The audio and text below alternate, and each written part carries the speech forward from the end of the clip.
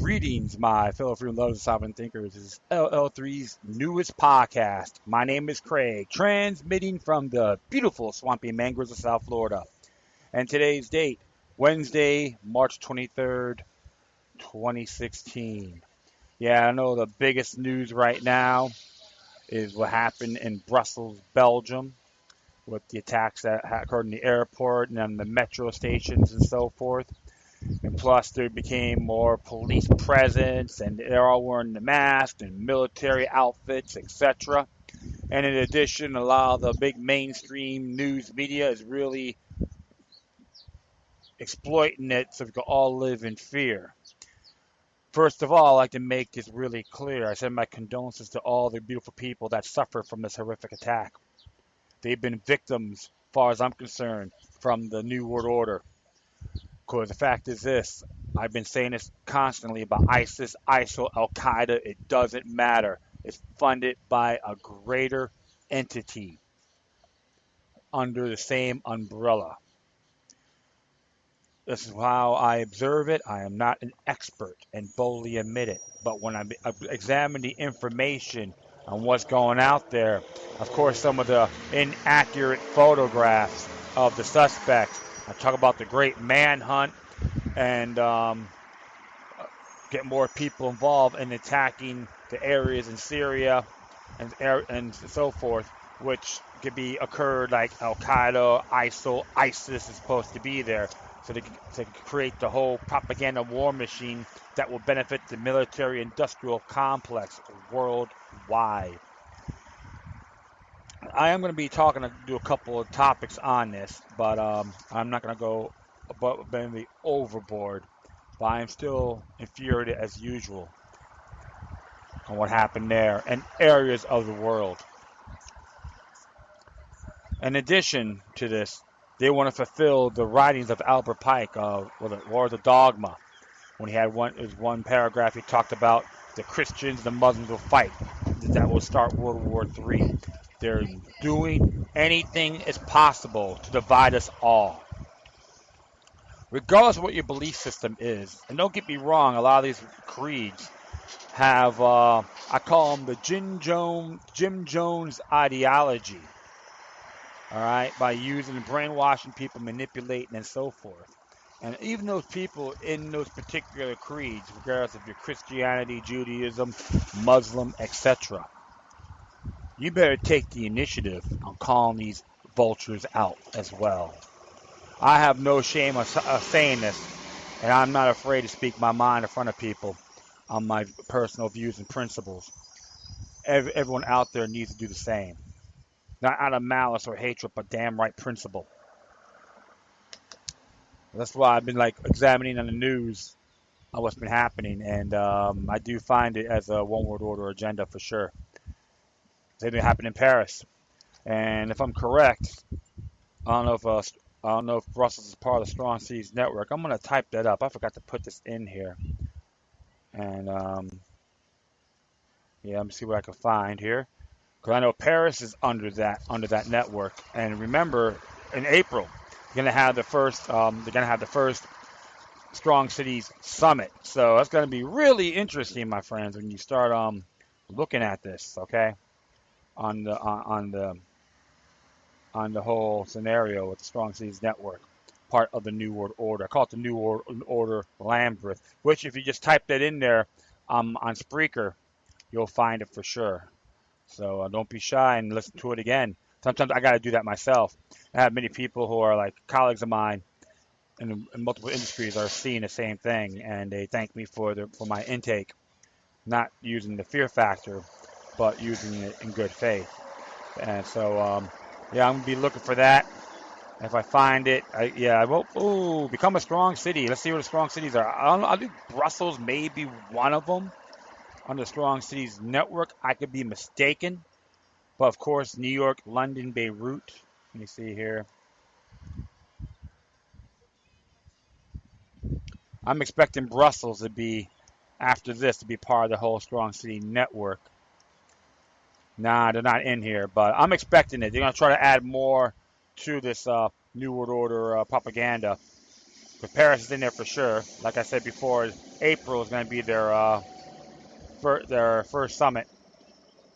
And you'd be surprised. But yeah, let's look up, NWO, Strong Seas Network, NWO Lambeth. But I'm going to add it to my footnotes too, as possible.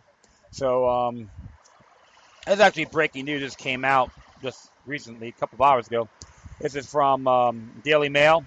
It says here, Master Bombmaker did die.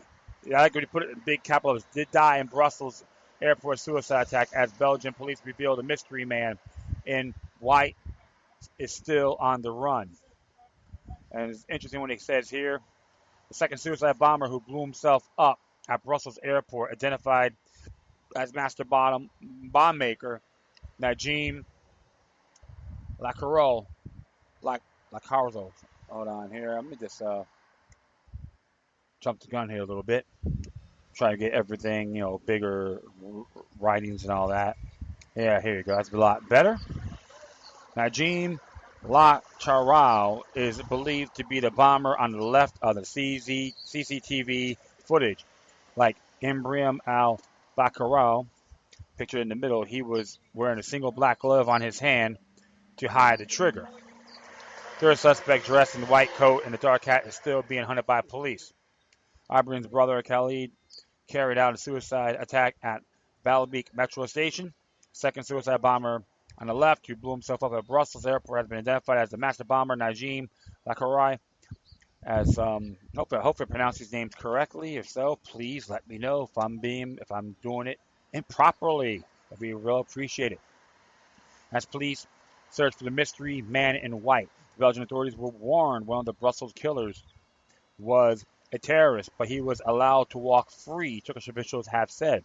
Ibrahim al-Bakarai, one of the suicide bombers who killed 14 people at the airport, was caught in June at the Turkish-Syrian border and was deported to the Netherlands. Interesting here, huh? See how it's working out? Turkish authorities said it warned Belgium and the Netherlands he was a foreign terrorist fighter, but the Dutch authorities allowed him to go free because the Belgian authorities could not link to him on terrorism.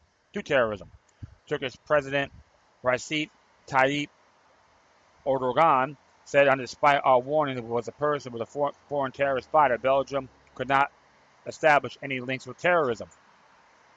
Interesting president here, that Turkish bastard, So there's a claim that he wants to make Turkey a dictatorship. That he would be a dictator, like something like reminds me of the Führer from Hitler when the Reichstag building was burnt to the ground. When I read this stuff, but I will continue on here. Prosecutors said at least 31 people were killed and 270 injured in the 3 suicide bomb attacks at the airport and metro station in Brussels on Tuesday morning. Said the death toll could rise. Panic, a fire caused by one of the explosions in the terminal, is tackled by airport staff with extinguishers, surrounded by baggage and falling roof tiles. Explosion. The image above is being used by the Belgian media, who claim that this damage caused by the bomb at the Baalbeek metro station in central Brussels this morning. It has not been verified by the authorities, but is being widely circulated on social media. Ibrahim el-Bakraroy, who is also known as Brahim, and his brother Khalid both died in the coordinated blast alongside with the third suicide bomber, whose identity is not known. A massive international manhunt is being launched to hunt down a man in white pictured of the 2 other men at Zaventem Airport shortly before the blast. He thought to have left a bomb carrying the biggest charge, which failed to explode. French media said he is also linked to the Paris attacks last November, which saw 130 people killed and many more injured in strikes across the capital. Interesting. So who's on? So looks like some of these guys are on that same payroll, I would say. Something to think about there, my friend. Reports said the DNA was found on explosive belts found at the Bataclan Air Theater and the Stade de France following the killings. As security services continued to comb the country hunting for the killer, it emerged that Ibrahim el-Bakraroy left a note in the bin. In a testament found on a computer dump in a bin in the Saarbrück area in Brussels. He told that he was on the run and did not know what to do. Belgian prosecutor Frederik van Leeuw told a press conference, we have found a written testament by Brahim El Bakaroy in which he said, I don't know what to do. I'm in a hurry. I'm on the run. People are looking for me everywhere. If I give up, then I'll end up in a cell. So people are going to have some interesting views on here. You maybe sharing your comments and so forth. But it's pretty unusual, I would say, with some of these stories. How are you going to leave a computer in a bin without taking the memory out? So really, really strange, I would say. But very disturbing, too, for a fact. Because right now they're going to try to get the European Union divided and Belgium and all that. So it's just one of those things, my friends, we have to really look into more thoroughly. So this is why I always observe these things responsibly. Because as I recall, I remembered, all the areas. It's really disturbing because now it's like getting too obvious. I know some of my friends we talked about. One of my friends we talked about. He said the same thing as a New World Order platform. So you can call me a conspiracy kook or a nut job. I don't really give a damn what you think of me. However, if you do, like what I said and so forth, hey man, you know what to do. You can send the comments. I'll do it at the end of the show. I know I'm digressing. But something like I always have to say is you gotta examine everything a lot more thoroughly. However, it was interesting here of a viewpoint from the NewAmerican.com. New American, they're pretty cool. They're an interesting magazine. John Birch Society, but some people go critical with them. However, their information has a lot of merit too. That's why I always focus on the information, not just a particular organization, but the input. And it says here about Brussels terror attack underscore insanity of EU migration policy. And they do have some sense in there because the whole Club of Rome agenda. All right. And here it says here, many important details of the deadly terrorist attacks on airport and metro facilities in Brussels, Belgium this morning are still unknown.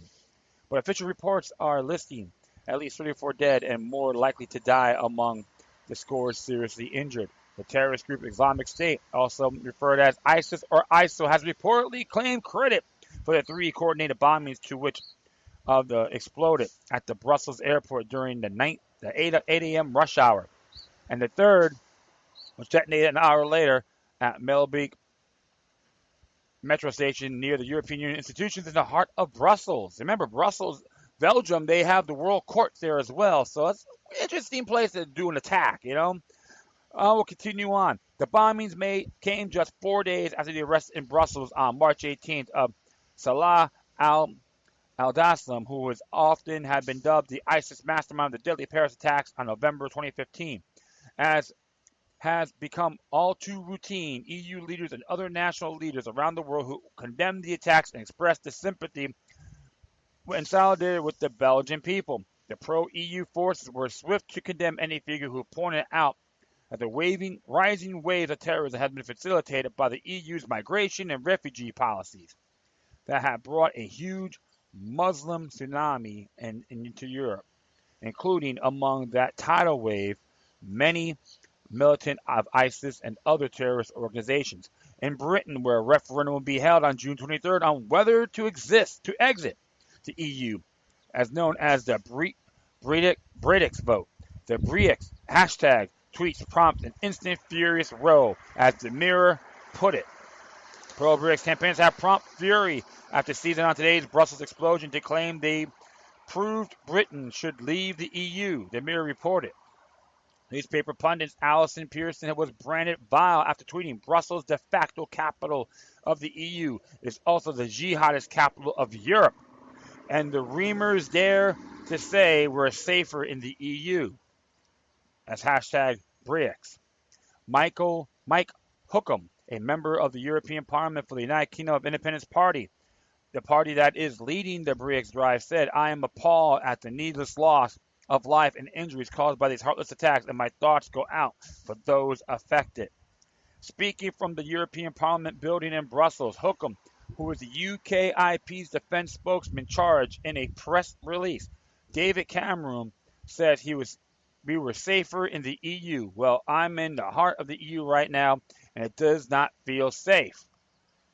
Remember this, Cameroon. We are living in a dangerous world. It's been like this since the beginning of time. And another thing, too, when you have imperialist attributes, it's going to backfire one way or the other. But we know who you're owned as well. You're just another puppet, as far as I'm concerned.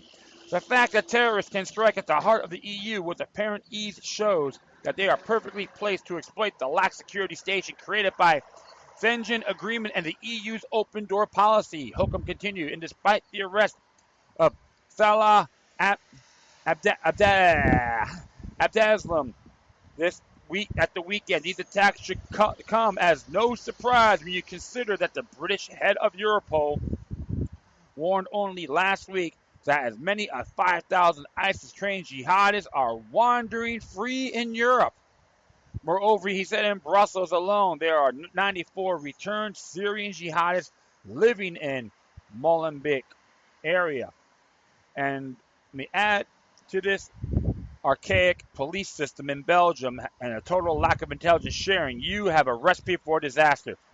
This is why I'm once again calling for an immediate suspension of the Schengen Agreement, the reestablishment of border controls at the end to the EU's open door migration policy that have allowed this situation to develop.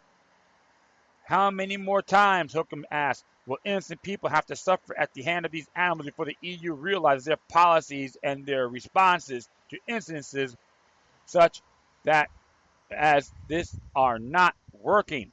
UKIP leader Nigel Farage, who was a member of the European Parliament, tweeted, I'm very upset in the events by Brussels today and even more depressed for the future. He also commented on 5,000 jihadists who were at large in Europe and 1994 living in the Brussels district of Molenbeek alone. Michael Heaver, a top aide to Nigel Farage. Good grief, man. I'm like, smack me. Said rampant jihadism combined with open borders is a cocktail for disaster. He just a hashtag from Briex. Farage has been for years been warning of this growing terrorism danger in parliamentary speeches. As in one last September, as to be expected, many progressive voices condemned reasonable proposals to limit migration surge and urge Europeans to guard against bigotry, nativism, and xenophobia. Typical. According to Huffington Post writer Cas Madej, the Brussels terrorist attacks is a new normal that Europe must acknowledge with sensitivity to multiculturalism. See, there's a conscription. Shove it down our throats, my friends. I love learning other cultures, but I don't need to be conscripted. That's why these people they want you to try and get rid of that individualism and heritage. Okay? And I say that across the board. Doesn't matter what you look like, where you're from. And we'll continue on here. The Brussels terrorist attacks, just as related in attack in Paris, show many things, some more than others, said Muddle. First and foremost, it shows that terrorism is a new normal for Western Europe, at least for now. Only if we acknowledge that our multi-ethnic societies, opinist, just like the mono-ethnic societies before them, are faced with divisions with each ethnic group, not just between them, can we learn to live with and hopefully one day overcome to the new normal of terrorism. We have to look inward rather than only outward, see the problems in them and us, and realize that a liberal democracy can only thrive if people trust the political system and each other. Oh, well, come to government, you can't trust them at all. It doesn't matter where you live. See, but the whole thing is they're trying to shove multiculturalism down our throats, and the European Union is part of the Club of Rome platform, like they tried to do with the North American Union, the African Pan-African Union, Oceania, etc.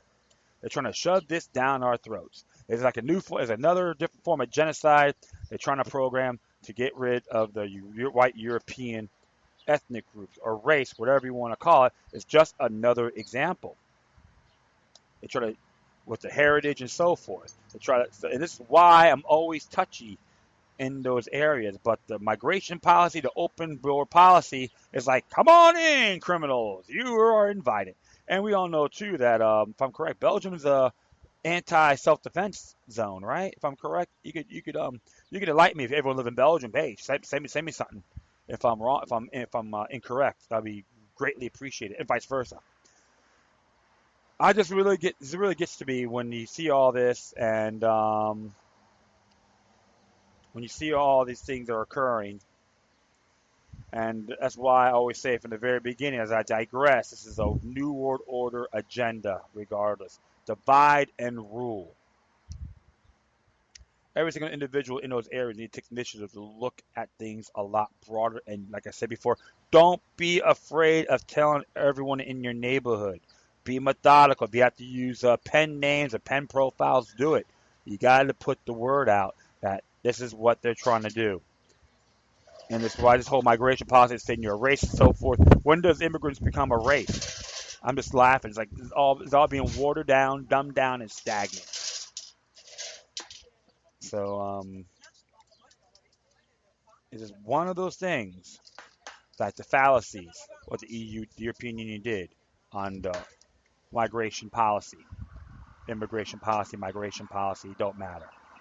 A lot of good people, beautiful people in those areas, but always expect criminal elements to go in there and go, come on down. Go waltz right in. Like I said, you got to hope to pray for the best in people in Europe and the world. This is going to affect every single one of us. That's what they're trying to do. Put the fear in our lives. And we got to use it with productivity and be proactive and use intellectual ammunition against them. And I know for a fact, a lot of us saying I have faith. We are winning the war on information. We just got to bring it up a few more notches. So this is what my couple of views on here about what's going on, what happened in Brussels. So once again, I do send my condolences out to the beautiful people out there who's lost their loved ones. And this is an example, my friend, about the war on terror. This is another conflict with ourselves, the people itself. Hope for the best, prepare for the worst, and always stay vigilant. All right, this became interesting. I got this from David Icke. He tweeted this. And it actually came from naturalnews.com. And it's about Bernie Sanders, which is, like I said, I'm critical with him on certain areas, but something else, like, I have to question some of his rhetoric, which he has merit. All right, and I know he's being swindled as well, and I'll be very fair about that. And it's the title here from naturalnews.com. It's entitled, Mainstream CBS and MSNBC censored Bernie Sanders when he criticized Monsanto, the TPP and Big Pharma. And it says here we go again with people being censored for doing nothing more than expressing their viewpoints. And the attempts to silence people's thoughts don't just involve everyday citizens, but include presidential hopefuls. Not even they can escape the big brother do as I want mentality, that's seeping deep into the facet of society. A recent example of this involved Bernie Sanders, who's repeatedly been censored for his criticism on Big Pharma, Monsanto, and the Trans-Pacific Partnership. Which, I agree with him on that. All right, I don't like those bastards either. And that TPP, Road to Technocracy. All right, agreement by the propaganda networks of CBS and MSNBC. During the Boston, Massachusetts press conference, MSNBC shifted the attention away from Sanders by cutting the camera feet away from him just as he wanted to discuss the TPP. The average American that walks into a store finds it harder and harder to purchase these products made in America, said Sanders at the Boston press conference, which you can view this video. There's a video on that. Check it out. Now on that issue, I am helping to lead opposition to the Trans-Pacific Partnership. Immediately following the statement, host Kate Show said, "You've been listening to Bernie Sanders, less of a press conference, more of a speech.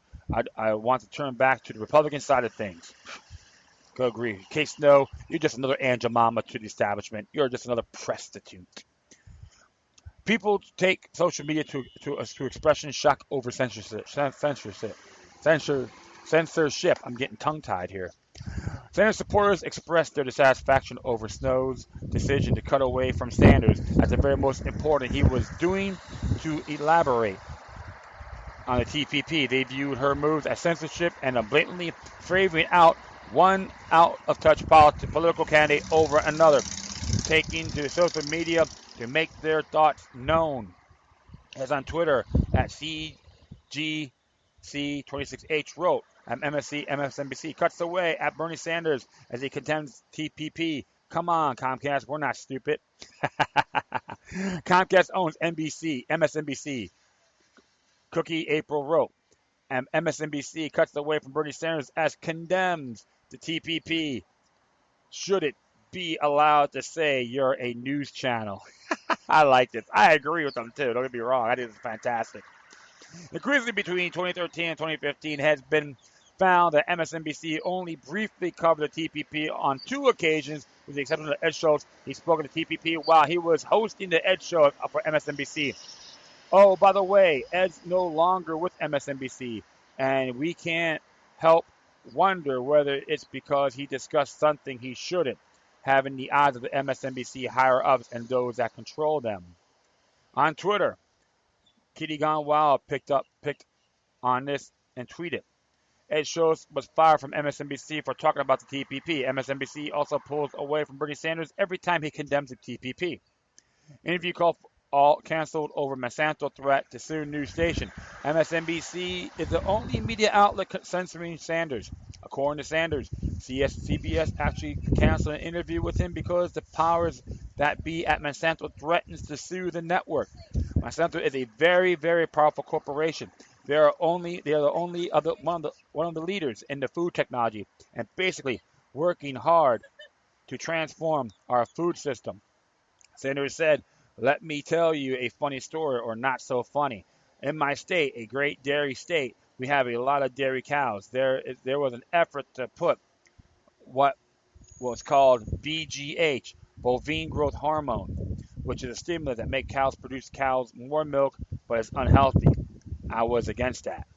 I'll never forget this. I was invited by CBS, a now small company, to appear on television to talk about why I was opposed to bovine growth hormone. CBS then called me up and said, well, Monsanto is threatening to sue us. We can't go on with it. They are very powerful. Talk about working at news stations that are handled like marionettes, controlled as though they are a puppet at the hands of those who dictate on what should and shouldn't be said. It is a shame that people on various levels are intimidated into withholding the truth, all because of the massive greed that drives the entire brainwashing process that strives to fuel in the establishments my way or the highway standards. And there's other links on here as well from RT and BuzzFeed.com. And like I said before, I am not a supporter of Bernie Sanders, but those areas he talks about is spot on. I'll be very fair. And I do make fun of him at times on his actions, but here I gotta commend him. At least he had the balls to talk about it. All right, and you got these lamestream media stations trying to censor him. It's like this. When it comes to censorship, it doesn't affect him, but everybody else. And all those news stations like MSNBC, and CBS, you're just a bunch of cowards and wussies. Plain and simple. You're Monsanto's butt boy. And I say that in plurality. Why? Because you let them walk all over you. You're anti-free press. You hate freedom of the patch because you got your daddy, Monsanto, go, okay, master, I'll do that. If they say bend over, you say how far, please. This is why I laugh at lamestream media. That's what I call it, lamestream media. And, alternative media got to observe responsibly as well. This is why I say, examine everything thoroughly, or other words, observe responsibly. I know I'm repeating myself, and I do apologize. This is why I just don't like them, like these stations, and I'm damn proud of it. And this is what I gotta say. You got the alternative media. I think Bernie Sanders should be in there. Either ones that may not like a lot of his views, but when it comes to Monsanto, TPP, and Big Pharma, put them on.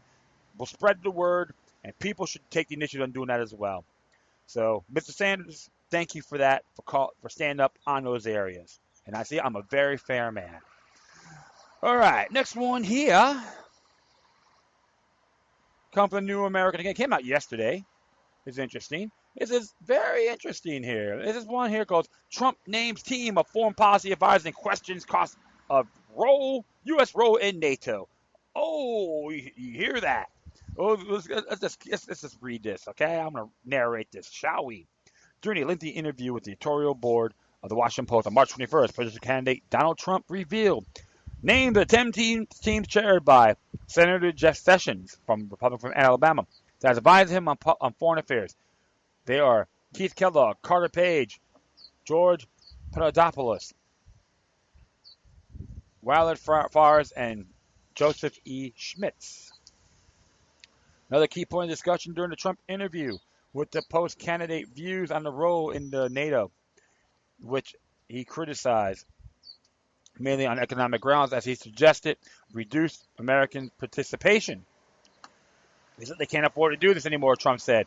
Adding later, NATO is costing us a fortune, and yes, we are protecting Europe with NATO, but we're spending a lot of money. I can't argue with him on that. However, Trump stopped short of advocating U.S. withdrawal from NATO, saying, no, I don't want to pull the United States out. NATO was set up at a different time. NATO was set up when we were a richer country. We're not a rich country. We're borrowing. I think the distribution of costs has to be changed. I think NATO as a concept is good, but it is not as good when it first evolved. Trump's main objection to NATO, evidently not the way the alliance tends to entangle in the United States and Europe's affairs, but only that it isn't fair and we're not reimbursed fairly for what we do. He said this lack of fairness also applies to our defense commitment to South Korea, which he described as very rich, and yet we're not reimbursed fairly for what we do for Korea. We're constantly sending our ships, sending our planes, doing our war games. We're reimbursed a fraction of what this is all costing. The Post reported that Trump outlined an unambiguously non-interventionist approach to world affairs, but although it was refreshing to see that term in print in one of the nation's most influential newspapers, it was an exaggeration of Trump's position. The writer for RedAlertPolitics.com even suggests that Trump is a lot closer to ideology of non-interventionists like Senator Rand Paul and his father, Republican Ron Paul, or former Representative Ron Paul, and former President George W. Bush. This application has for years used the term non-interventionist as an apt description of the Pauls, especially former Representative Ron Paul, whom the mass media long and accurately branded as an isolationist. That's right. The mass media are a bunch of chumps, stupid assholes as usual, and I hate to use those particular language, but it's how I have to feel. As for an accurate definition of non-interventionist, Paul offered one in December 2011 interview with CNN correspondent Wolf Blitzer, who asked him, tell your viewers right now, once and for all, the difference between isolationist and non-interventionist. Paul replied, an isolationist is a protectionist that build walls around their country. They don't like the trade. They don't like to trade. They don't like to travel about the world, and they don't like to put sanctions on different countries. So some of the people who call me are actually much more in favor of sanctions and limited trade. They're the ones who don't want to trade with Cuba, and they want to put sanctions on anybody who blinks their eyes at them. And yet the opposite is what we believe in.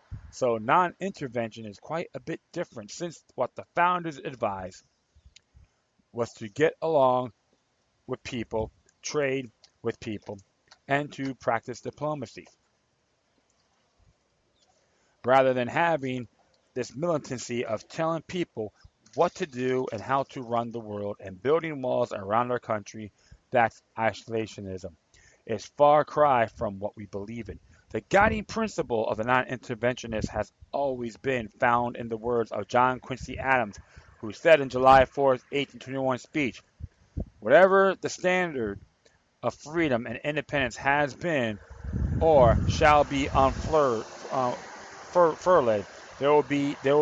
there will America's heart, their benedictions and her prayers be, but she goes not abroad in search of monsters to destroy. She is the well-wisher to the freedom and independence of all. She is a champion and vindicator only of her own. In an interview with the Post, Trump said, I think NATO as a concept is good, but it's not as good as it was when it first evolved. And we're protecting Europe with NATO, only complaining that we're spending a lot of money. If we contrast that statement with that non-interventionist Ron Paul said on the Alan Colmes show last year, you can see that Trump's and Paul's positions are miles apart. When Colmes asked Paul, you also believe NATO should be shut down at this point, correct? Paul replied, yeah, NATO for me is the one of those entangling alliances that our founders suggest we not get involved in. And you know what? And you know, Robert Taft was from the old right, which was more libertarian under the circumstances following World War II. He advised us not to get into NATO because it would invite more problems. I think NATO is a part of the reason we go into Libya, into Syria, and now Ukraine. In Ukraine. And that's all under NATO. It's really not checking with the American people, whether it's a good idea or not. I think that NATO's an entangling alliance that we would be better off without. The concept of NATO as an entangling alliance was explained in more details in NATO, a Military Entangling Alliance, an article by John F. McManus, President Emeritus of the John Birch Society, also posted recently by New American, among the other key points included in this article. And there's a link for that too. So there's a lot of links on here so you can check it out and do your own research and so forth. Among the other key points included his article, McManus noted, created in 1949, NATO was sold to the Congress and the American people as a military force able to block any additional conquest of the Soviet Union. And its real purpose was to place the forces of several nations under the United Nations control. From its outset, the alliance has derived its legitimacy from Article 51-54 of the United Nations Charter. Has always been a UN regional arrangement, a UN subsidiary.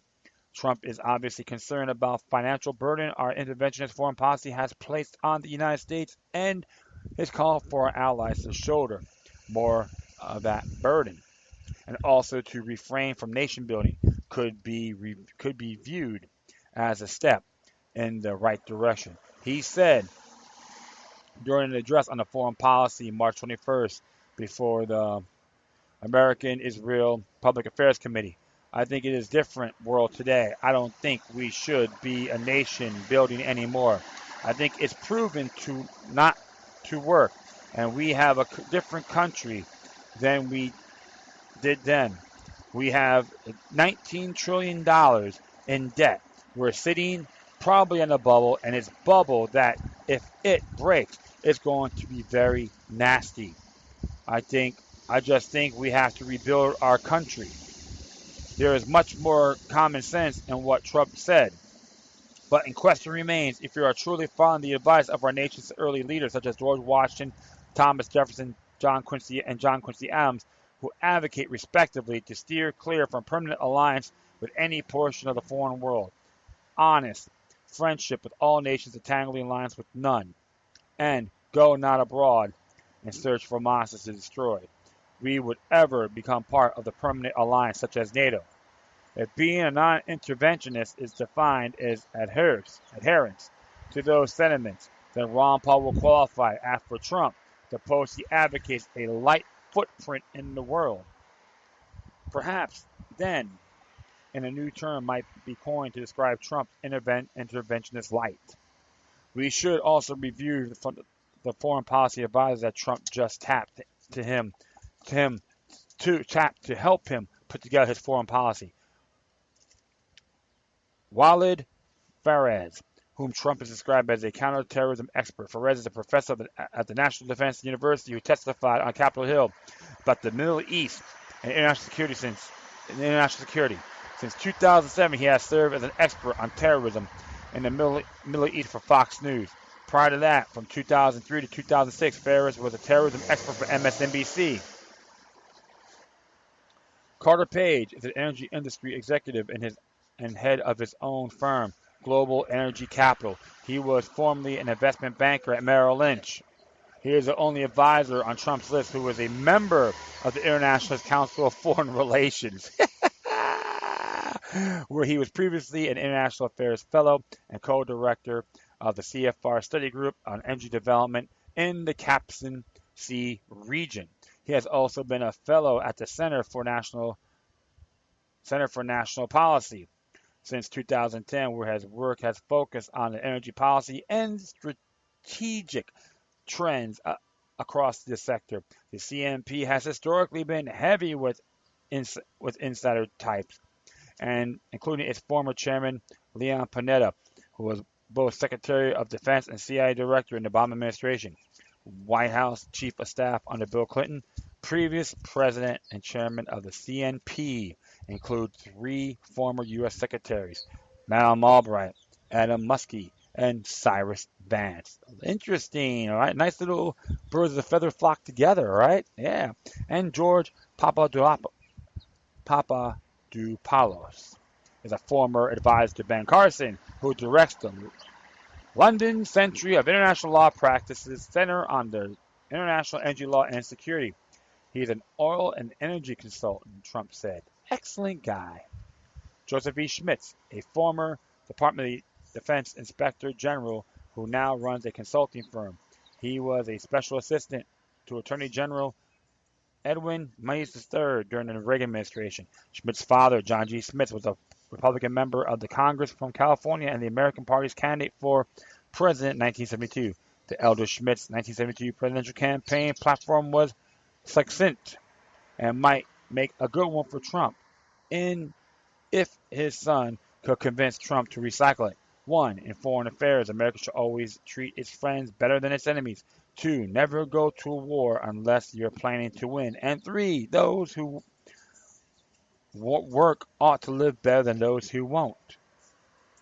Keith Kellogg, the final name on Trump's list, is a former lieutenant general in the Army, who is now the vice president of strategic initiatives of Cubic Corporation in Virginia. During his military career, Kellogg was chief operating officer of the Coalition Provisional Authority in Baghdad, Iraq. He has also served commander of the 82nd Airborne Division and worked for the Joint Chiefs of Staff as director for all computing and communications for U.S. forces. And I have quite a few more, Trump told the Post, but that's a group of some people that we're dealing with. Well. So you got one person who's a member of the CFR, you got people in these firms and so forth. So like I say, he's a compromiser on his advisory team. Something folks really got to look at. This is why I'm always been, leery about Trump. He has some good pointers, but some areas he chose poorly.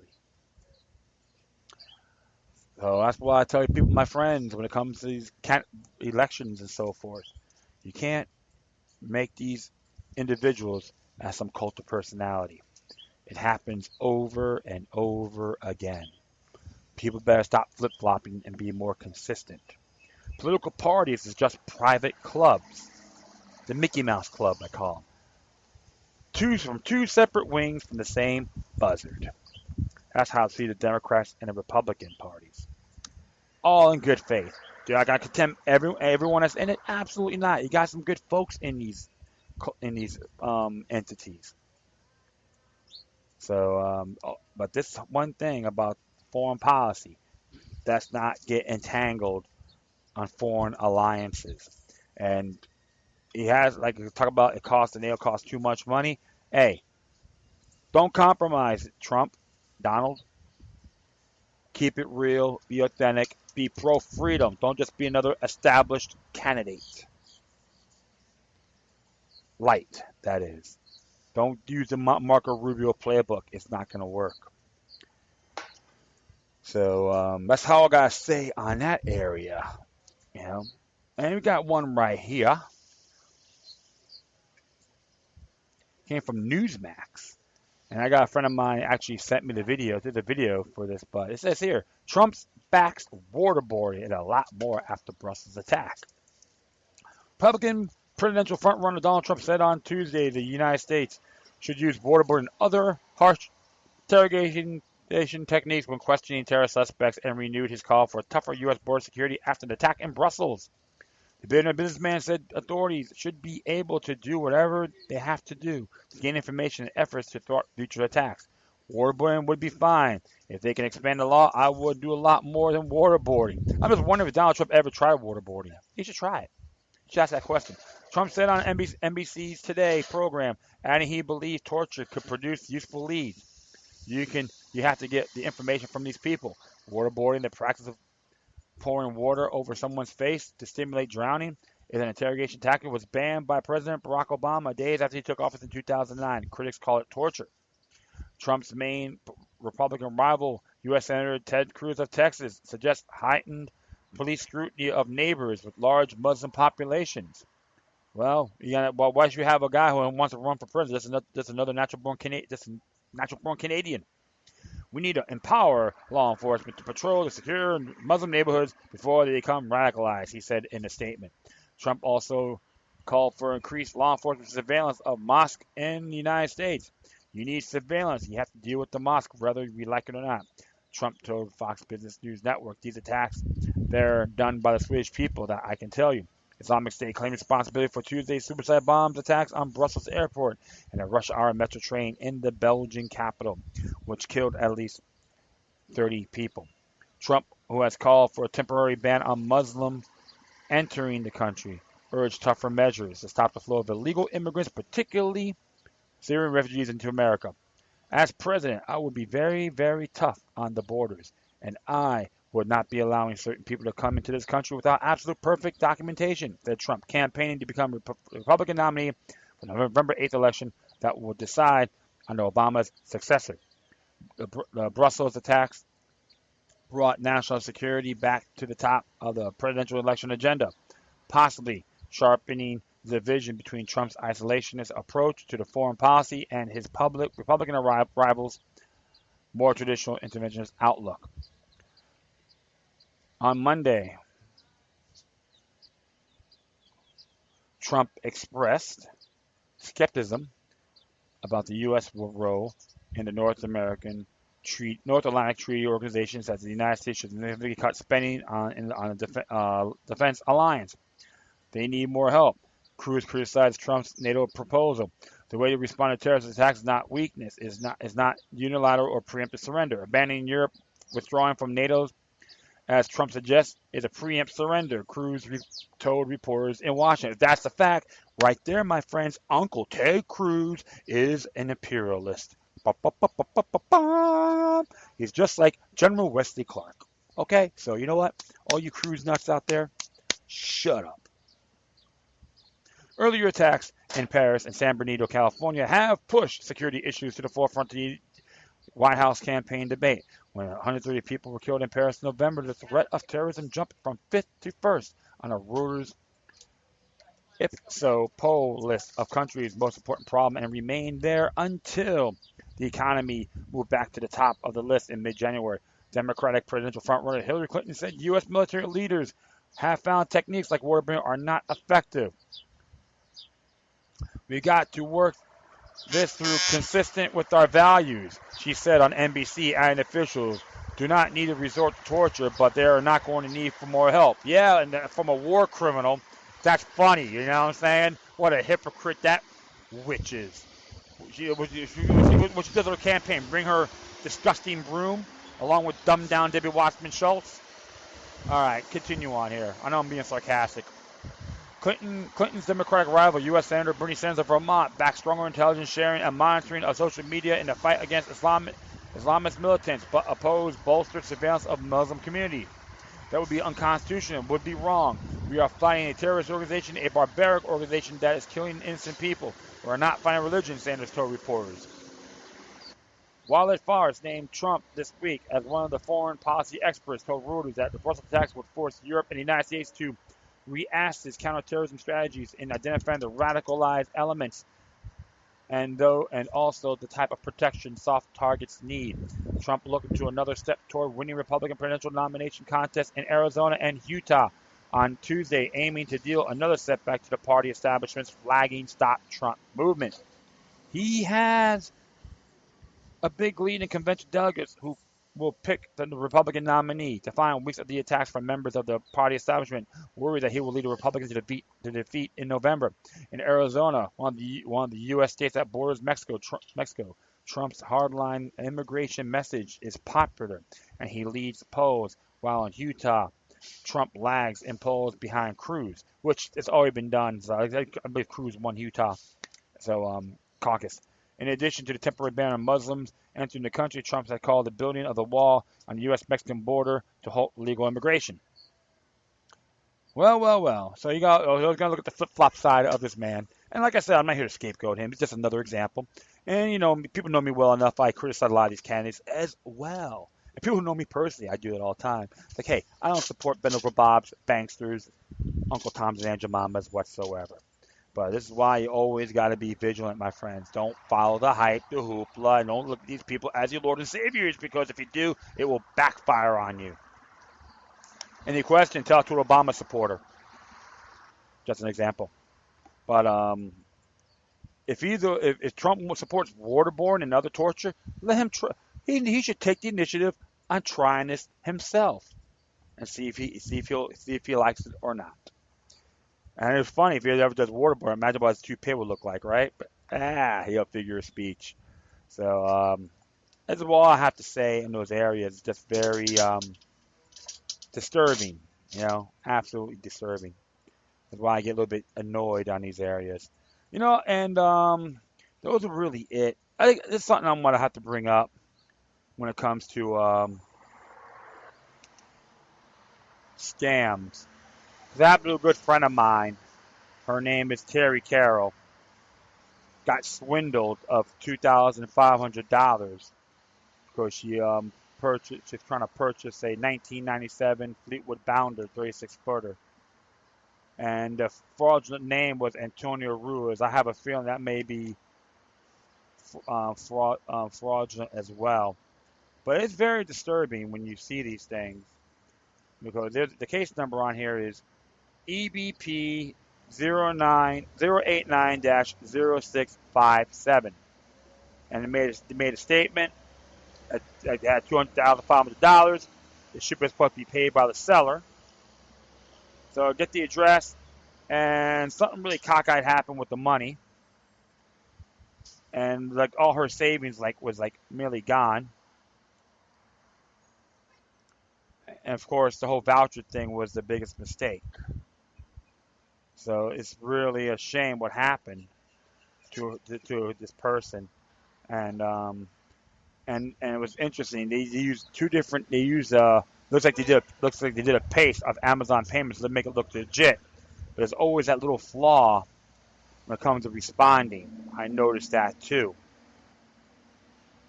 And you can't just know it looks like it's a link, and in reality is not. So that's one thing people gotta really be very careful of. And it made the claim about the possessions and so forth. I want to try to add this to my paste this as I can. Let's see what I can do with this. I'll try to make that happen. But and the person, and what happened was they made this claim that it was the billing, and they used a real interesting email. It's funny, they call it eBay support department. So the whole thing is they use both. Okay, they use like eBay and Amazon. Technically, they're competitors. So that's one thing folks got to really pay attention to. And the number for that, if you want to talk, a person's name is Sham. He says it says his eBay support department, but he uses the Amazon services. And his name is Sham. He's based out of California. His phone number is 1-909-430-1705. And ask him about that camper. And see if you can see it for yourself. And see if they respond. Because I know there's people went up to him and said, I want to check out the camper, and he just hung up on him, So let's try to harass these thieves, these bastards and vultures that they are trying to take advantage of the elderly. One thing you got to look at for sure, my friends, is something like this is too good to be true. I'm not saying my good friend's an idiot and like that. We all make mistakes. We all been swindled one way or the other. We have to be very vigilant in these areas. And so that's his phone number. I'll do it one more time. It's 91909 430 1705. And it's funny because they use an eBay account as well, a forgery eBay account. And what happened was she got everything fulfilled before the 10th or the 8th or the 10th, and they gave her a promise to send the camper out of her home, which she had it documented on Thursday. It never happened. And disturbing things, you called Amazon, and Amazon got everything under wraps with the information. And it was a really total shame. That's why, like you gotta say, folks, you gotta really pay attention to these wet dreams, I call it, you know. But I know she did, sold some of her furniture and so forth because she wants to retire, and now she's been taken advantage of. And I know she's not the only one. So I am a little bit pissed off about this because it could happen to every single one of us. And so I'll see if I can post this on my Facebook on my page if possible. I'll try to see what I can do with that. But it's very disheartening, and I say again, it angers me and it angers everybody else. So if you want to, like, hey, there's people out there. If you want to give her a hand or give her moral support or so forth, it'd be greatly appreciated. Or if you want to do a little donation, or anyone has a motorhome they want to give away, I'll give you her phone number, which is call for Terry Carroll. It's TerriCarol. And our phone number is 954-558-8363. Let me verify that just in case. Let me just verify it for the moment in good faith. Yeah, one moment here. Yeah, I was trying to get that again. So, right there. Yeah, it's 954-558-6383. Or you can email her at tac47ce@gmail.com. Once again, tac47ce@gmail.com. And whatever you do, don't sell me garbage or try to sham her, because it will backfire. I guarantee you that. It's like mess with people like her is like playing with matches. You are gonna get burnt. So do it all in honor and good faith, and no guilt trip or anything. Means respect your elders, okay, my friends. I'm doing this because I care. So I'm gonna try to keep that little post up there on.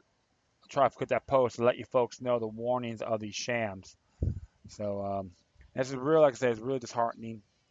And but she'll be fine. Like she's gonna hang in there. She has a mission. Her and I are partners as well. And generally speaking, we work things together. So, and that is all. Please feel free to download and share this episode or all of my shows throughout your social media networks. If you have any questions, comments, compliments, criticisms, love letters, hate letters, or you have interesting information that I could check out, whatever you do, please send all that with decorum. You can hit me on Facebook, Twitter, Google+, iHeartRadio, YouTube. Oh, shoot, I almost forgot. YouTube. World Truth, Scene.life. Yeah, that's it, 7. Yeah, okay, Scene.life. Cool. All right, you can hit me on there. Loki Luck III. I think a couple of them, like Twitter and Google Plus, is the number 3. The rest is Roman numeral 3s, so it's good. Or you can email me at LokiLuck3, which is number 3, is all together, at gmail.com. Before we go, I'm gonna play a cool little song by a gentleman named Brandon Perry. He was in a real cool band group which is called They Can Dance, and very beautiful music. He had a group, and during that time he was working with a beautiful singer named Lisa Gerard. I was very blessed, not fortunate, but very blessed to see him perform nearly almost 20 years ago at the James L. Knight Center down in Miami during the They Can Dance Spirit Chaser album. It was one beautiful experience. And it's a solo song. It was solo song called Babylon, which is incredible. Like I love the music, I love the spirituality of the lyrics, and I'm gonna definitely play that. Okay, folks. So thank you for your time. Plus, always remember that demoniac resistance is healthy for the soul and can liberate humanity. Until next time, take care of yourselves, keep on spreading love, and may your guardian spirits be with you. Enjoy the song, and until next time.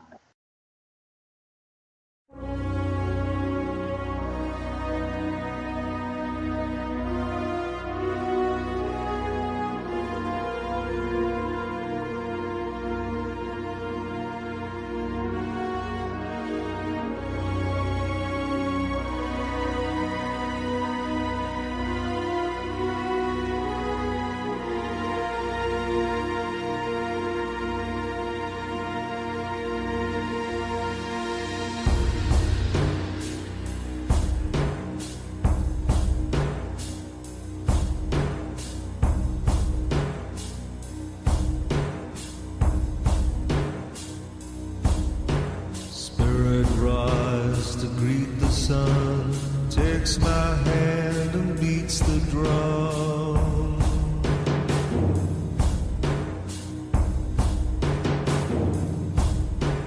Tries to make me understand we're as one in a sea of sand.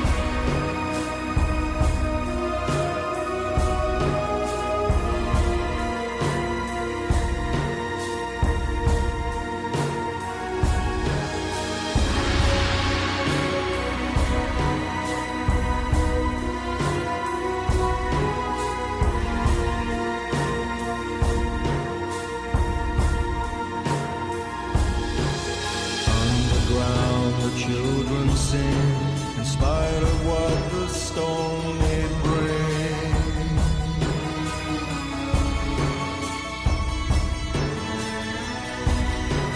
In their hearts a dormancy, dreams of life beyond the reach.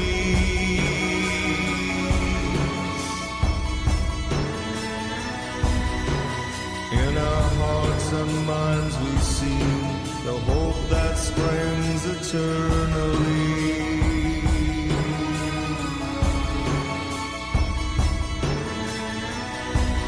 Whilst underground a hidden stream flows into the man machine.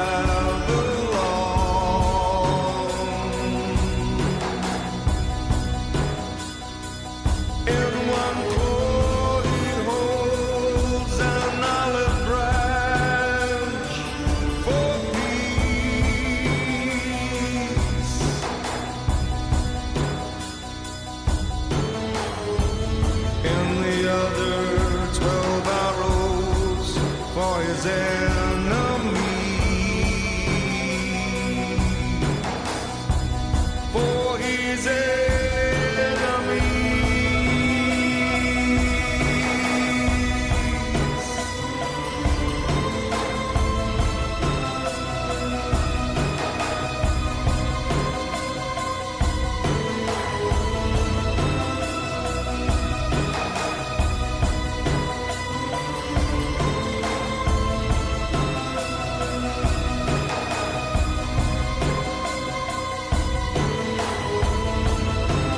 sons and daughters of America, you lay down your lives for the warlords of America, not for your sake, not for mine.